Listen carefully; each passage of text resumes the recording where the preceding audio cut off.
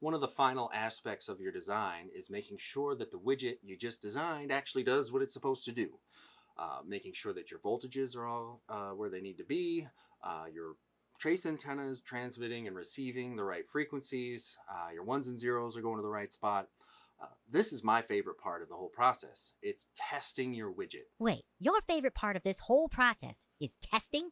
I bet the sheer amount of fun you bring to parties is immeasurable. Hold on, hold judgment. Hear me out.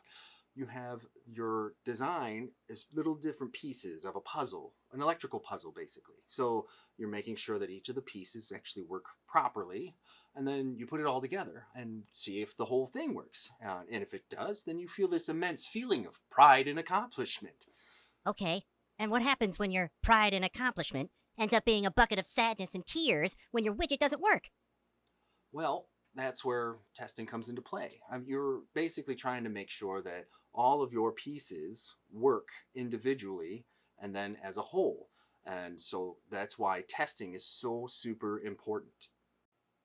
The adage, if you fail to plan, then you plan to fail, very much applies to RF design.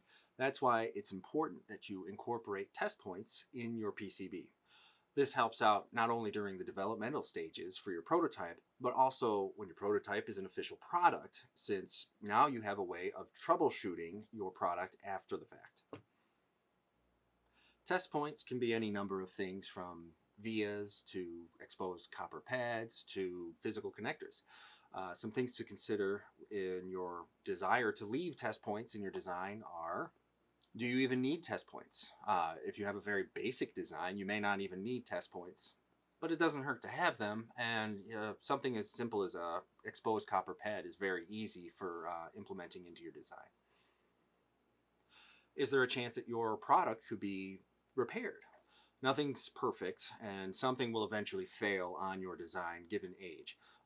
This is especially true with RF circuitry, where you are getting a signal that could be strong coming in and damage something, or as you're transmitting out, something could fail. A test point will help greatly reduce the troubleshooting time needed to help fix such issues. Is there any part of your design that requires tuning? If you have test points at specific locations on your board, you might be able to see your tuning in real time, which will help with the tuning. So now that you have all these test points on your PCB, what are you supposed to do with them? You buy not cheap equipment, of course. Some of this not cheap equipment is a signal generator, an oscilloscope, or a spectrum analyzer. Using a signal generator, you can inject a specific frequency with a given power into your PCB. And then with that, you want to see what the output is. And you can do that either with an oscilloscope, which will show you the amplitude over an amount of time. And this validates that your signal maintains integrity. Or you can use a spectrum analyzer to see what the amplitude does over a range of frequencies. And this will help you find out if you have any spurs throughout a range of frequencies.